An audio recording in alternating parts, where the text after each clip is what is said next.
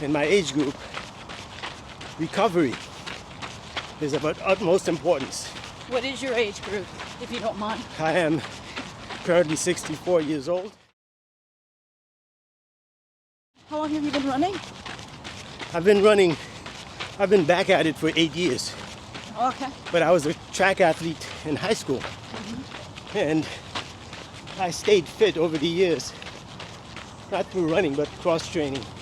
And now I'm running marathons. I'm very happy to welcome Ray Garraud to the Marathon Master channel this morning.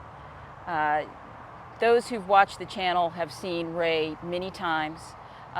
We ran Chicago together, and he's in my 2024 Chicago Marathon Chronicles series, in addition to some other videos. Ray has his own channel, Rookie Runners Pod. Check it out. Watch the videos, like them, and subscribe to him. But he's here today to chat about why he runs. Thanks for having me. It's great to have you here. Thank you. And I'm so happy that you're open to talking about why you run at this stage in life. Why? Why are you out there at this point? I guess the most obvious response is because I can, I suppose. I'm blessed to be able to. And but the main reason is for health and fitness. Just movement, moving the body, being out there and engaged in physical activity is really very important for the human body. You had mentioned to me that you run for mental health. How does it help you? I do. I'm glad you bring that up. A lot of runners will tell you that running does help with mental health. And for me, I'm a caretaker for my elderly mother, and she's in her golden years, and she has some issues, some health issues, and I'm the primary caretaker. So when I go out on a run, it helps me relax, it helps me forget some of the difficulties that are involved in being a caretaker for an elderly loved one. You say you started running at 57. What inspired you to do that? Well, I was always a physically active person, always going to the gym. But at 57, my daughter, who lives in New York, asked me to run a 5K with her. She was going to be coming down to Virginia for vacation, and there was a 5K that she wanted to run, and she wanted her dad to do it with her. I hesitantly said, okay. And I'll never forget, I started training for it, wondering what I was getting myself into, and that's how I started running. I never stopped afterwards. I just kept on running. What was it about the experience that made you keep running? Yeah, just being outdoors, moving the body, and losing weight. Because when I started running, I weighed 30 pounds more than I do now. And as I started losing weight and felt so much better physically and mentally, I said, hey, this is a great sport. Let me just continue doing it and see where it leads me. And here we are. And where it's led you is from the 5K, which is about a little over 3 miles, to running distances as long as 26.2, the Correct. marathon. Correct. And how did that become part of your running repertoire? I mean, you've done a lot of marathons. Share with us some of that, and again, why you got into that. Sure. So after you do a couple of 5Ks and 10Ks and you start running with, we have a very dynamic running community here in this area, and you see what others are doing, what they're capable of, then you start to challenge yourself. That's what I really wanted to do. I wanted to challenge myself. I said, what if? What if I could run a half marathon? What if I could run a marathon? And the response from myself to myself was, why not? And I started training, and I just kept getting better at it. And over the years, it led me to my marathon journey, which I'm on now. What is that marathon journey, and when was your first marathon? How old were you? Okay, my first marathon, I was 57. This was during COVID, when everything was shut down.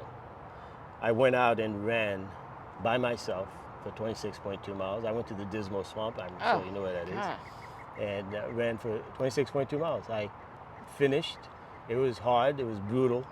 It was my first time, but I finished, and after I did it, I said, wow, I have to do it again. And the next one was the Marine Corps Marathon, which was also virtual. I ran with a friend that paced me. And the third one was my first live one, which was Richmond Marathon. And that was in 2021, I believe. Yeah. And then it just it became a roller coaster from there. I just kept signing up for marathons, and at this point I've run 8. Wow. You have run marathons,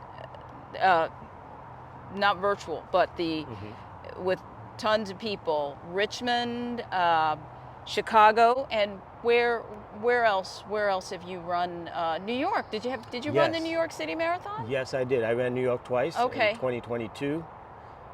With my daughter, I paced my daughter, and she achieved a 17-minute PR. Wonderful. As a result, and I ran it again for myself in 2023. And there's still a possibility I might do a three-peat. So okay, well, we'll see. We'll see. Now you're from New York. Yes, Is that right? I am. But I was raised in New York City, and Long Island. Yeah, I heard from another runner who had lived there what a wonderful experience that was, emotional, to go back and run in the place where she had lived years before. Now I know you don't live there any longer, but was it a special experience for you running New York because of your ties to it? Yes, very much so. You know, you get to see. I ran through some neighborhoods that I had lived in. You know, and and the connection was just real. To think that I was a kid running these streets, going to school, never did I think that I'd be running them again at this point, running a marathon. So it was really emotional, and really something that you treasure. What other races are you looking to Well, I'd do? like to do some ultras, maybe some 50Ks, or maybe some 24-hour runs, just to see how much time I can spend on my feet. Because ultra is a different type of run. You don't have to race it. You don't have to run fast. You could just walk, run, eat, take a break. That's how ultras run for the most part. So I would do it just to have the time on my feet, and I think that might help me with the marathon distance. Is that why you would do it, to help with the marathon distance to qualify for Boston? Is that the main reason why? Yes, I think so. Someone was telling me, someone that's been doing this for a while said you need more time on your feet. So that way when you get to mile 24, 25, you don't feel awkward because you've spent 100 miles? So when you get to mile 26, it's like, the race is only getting started now. Right, no big deal. I should be running much, much faster at this point. Exactly. Is there anything that you do differently as an older runner in your training? As an older athlete, we need more recovery. I think recovery is a very important part of the process, because the body naturally will take a little longer to recover than when we were in our 30s or 40s. What does recovery look like, though? Some people, I don't think we all know what that really is. Oh, sure. Sleep, first of all. Sleep is the best recovery tool. 7 to 9 hours if you can manage it. Nutrition, making sure you get the proper amount of protein to help rebuild the muscles that you're breaking down while you're on the road. The proper nutrition, really, eating the right foods. I don't do alcohol anymore. Alcohol is just not my thing. And so you drink no alcohol? No alcohol, nope. Okay. In the last 5 years, I have not drank any alcohol. That's wonderful. Strength training is something that I do that has helped me tremendously. Strength training will, especially runner-specific strength training, will keep the body strong and resilient, will help minimize the chances of injury, and it will also make you a stronger runner. I'll do my strength training 2 days a week, but on days that I'm running easy. Okay. Yeah. Okay. Because I find that when I do any type of speed work, sometimes it's once a week, sometimes it's twice a week, but every time I do speed work, I need more time to recover. For some reason, it just beats me up, so. What other training adaptations have you implemented being a 64-year-old runner? I do a lot of massaging, foam rolling, and I have a massage gun that I usually use as much as I can to help the muscles relax and recover, especially the lower body. Do you advise, yeah, there are quite a few bugs I noticed too. Do you advise stretching? Is that something that you do? Or do you have a schedule for that? Do you do it before the runs? Like, Yes, I do a little bit of stretching, not a lot of stretching. I don't do it before the run. Before the run, I do dynamic warm-ups, where for some people, stretching before a run is not recommended, and I never got into doing that. It's better to stretch on a day off, on a day where you're not running. But before the run, dynamic warm-ups are absolutely necessary in order to get the body prepped. what's a dynamic warm-up? What does that look like? It's more like A skips.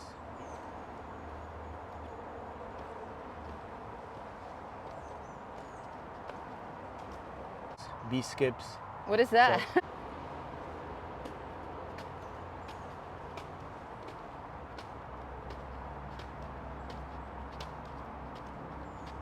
Some bounding, where you just stand in one place and just bound. It's good for the ankles. I've seen that in your videos. Yeah. Yeah, those are so very important for the ankles.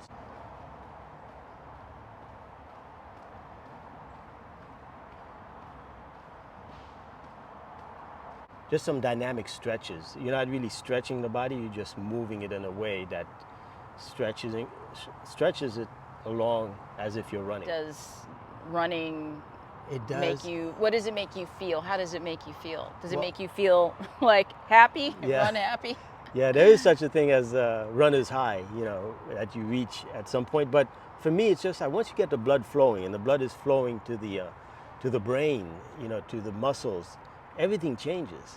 When we're sitting here and doing nothing, everything is just calm. But once you're running, the oxygen in the blood gets to where it needs to go, and that gives you a feeling of elation. I mean, one of the things about you that has impressed me is how even keeled you are, how calm you seem to be. Is this something? Have you always been this way, or is this something that has been enhanced? A trait of yours that's been enhanced by running? Running has enhanced it. I've always been a calm person. Even I remember, decades ago, my friends used to say, "Ray's like this. He's never like this. He's like this all the time." And that's the way I am naturally. And I think running has taught me to really become even more so that way, because when you're doing something that's difficult, running is not something that's easy. It's something that will challenge you. And when that challenge comes, you have to be focused and you have to stay calm. So I think running has enhanced it. And I also meditate, by the way. I meditate at least once a day. Oh, and what does that look like? What is your meditation practice? It's mindful meditation. I'll sit for 10 minutes and I will focus on my breathing and try to not focus on any thoughts. Just let myself be present and mindful and just focus on my breathing for 10 minutes. And that has helped me tremendously as well. I think I read somewhere, or maybe you mentioned it before, that you start every morning with a glass of water with a lemon slice in Yes. it. Is that correct? I did that this morning. And so tell us about that practice. Oh, sure. For the last 5 years, the first thing I do every morning is 24 ounces of water. My bottle is 24 ounces. Wow. Pure water, and squeeze a half a lemon in it and drink it. That's the first thing. And I think that helps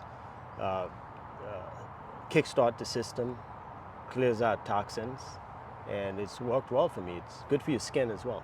So no coffee for you? I do drink coffee, but that's afterwards. That's after I do my routine of... Black coffee, coffee with... Oh no, black coffee, no sugar. Just okay. The way Mother Nature intended. Yeah, well, I drink the coffee black as well. Mm-hmm. But has that always been your practice, or did you start doing that in more recent years? Is it connected to running, Oh, the being healthier? coffee. Oh, the coffee. Yeah, Yeah. I drink more coffee now than I ever have. But the no cream, no sugar, is that something you've always done? Always, No cream, no. no cream, no Okay. sugar. Okay. Always. Yep. Okay. Yep. The only sweet. I don't have any sugar in the house. I don't like sugar. I try to stay away from processed foods, but I like honey. Every once in a while I'll put some honey in my tea, and I do. I may consume a little bit too much honey, although some say it's the same thing as fructose, but I just love honey. I think it has some benefits. What tea? What type of tea do you drink? Green. Is Always. it decaf or caffeinated? Caffeinated? Caffeinated. Yeah, I use the Numi brand because How do you spell that? Numi. Okay. All right. I've read up on the manufacturing process, and I like the way they prepare it. And the bags are not. There's no plastics, microplastics in the bags. They use all natural. So anything that you have to say for the person who's 64, who wants to get out and run a really long race as the first one, and conversely, people who are younger than that, what do you say to those people? First of all, we can agree the marathon is a tough distance. And if you reach 64 and you've never run before, the first thing I would always recommend is to visit your healthcare professional so they can check you out, make sure everything is ready to go. Because that's something that I did myself when I was in my 50s, just to be sure that there's no underlying issues that need to be addressed. Once you're clear, then you can go out there and start doing some light jogging, some walking, and then progress from there. Would you advise anyone though that their first race be a half marathon or marathon? If they're thinking that's what they want to do, would you say, oh, go for it as long as you train, or would you give them? No, I would try the half marathon distance first. Okay. Yeah, just so you can get a feel for what it's like, because I didn't run my first marathon until I had run at least 14 half marathons. My advice would actually be, do the smaller races first. They say actually master the 5K, try to master the 5K, and then start taking on those bigger distances, because you've run many 5Ks. That was your first race, and that sounds like that's what I should have done. Yeah. And actually my first 5K was just last year. And my experience with it is that it's harder. I thought it was a more difficult race to run than the marathon. I don't know if you agree with that, but for me, 5Ks are hard. Yeah, I mean, if you're going out there to actually race the 5K, it's difficult. The reason the 5K is tough is because you go out at a higher speed, like a top end speed. Like my best 5K was at a 7:36 pace for average, and that's a hard pace to maintain for 3.1 miles. And you were a Masters runner at that time. Exactly. So what did that come to overall? How many minutes was that? Do you remember? 23:30. Yeah, that's a fast 5K for where you were. Yeah. But the marathon is hard, but you're not going all out for the whole distance. You can pause if you need to take a walk break. You don't take a walk break on a But I don't take walk breaks. Right. I don't take walk breaks. Right, keep going. I've never taken a walk break, but that's a whole different discussion. But I have to tell you that you're on a different level, and I think the best is yet to come for you, based on what I've seen in your training and your development. So keep at it, and you will get to your goal, whatever that means to you, whether it's Boston, whether it's sub 4, whatever it means to you, you can do it, because you're strong. You're a strong runner. I was there at the finish line, just your last marathon, in one city. Right. And you finished strong. You didn't look like you were struggling at all. So.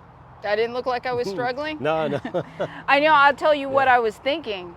I was thinking, the finish line is still not there. I'm like, it's not, how far away is this thing going to be? It did feel like it was an eternity. And even though I was hearing, kind of the wall of sound of people finally, after there being really no kind of people around, it still felt like it took forever. It was like a slow motion run to the finish.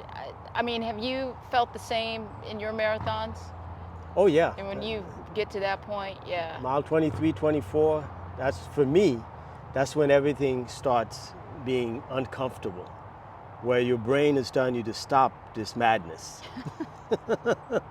But you know you have a goal, you have to reach the finish line, so you just keep plugging away. But that's why I said earlier that I need to spend more time on my feet, teach Yeah. the body that 26 miles is nothing. Just do a 35 miler, no matter how slow it You is. just ran a marathon not even a month ago. I think you Yes. placed, was it third place? Third place your in my age group. In your age group. In the that's- 60 to 69 That's age wonderful, and it was one of your best performances so far. group. Yes. So you are improving as I am. time is going along. Yes. And you're still looking at other marathons. The 6-star series I don't recall, has it become the 7-star series? At Oh, yeah, any point, 7-star they've now. added another city. But is that part of what you want to achieve, or? I'd like that, but right now it's just a bucket list. Right. I'm not like in a hurry. I just want to take it one step at a time and see where it leads me. But it is on my So list. anything else that you'd like to share with viewers who are masters runners or want to be, at this stage in life, 40 and over, running? Yeah, I think we should all strive to become a better version of ourselves. Do not accept yourself as you are. Consider how much better you could be, and then pursue that. And that's what I've done. I'm the host of the Rookie Runners podcast, and whenever I have a guest on, I talk to them about what have you done to become a better version of yourself. And everyone has a different response, because everyone has a different why as to why they're running. So I would say just define your why, have a reason, have a goal, and just keep plugging away and in the pursuit of becoming a better version of yourself. That's pretty much it. Well, thank you so much, Ray. Again, Ray is the host of a podcast called The Rookie Runners podcast, available on Spotify, Apple Podcast, everywhere else. And you can also find him on YouTube. His YouTube channel name is Rookie Runners Pod. He's got a lot of great videos on there, training videos, videos where he does race recaps. So it's definitely worth taking a look. Yes. And I hope that you will take a look. I'm on Instagram as well, like you said. RAYGA is my Instagram handle. And that's Rayga, RAYGA. Yes. And if you ever see me out there in races, I'll take off my hat so you can see this is me. So if you see me out there in races, say hello. And with that, we'll say bye for now. Thanks for watching. Thank you for having me. Thank you.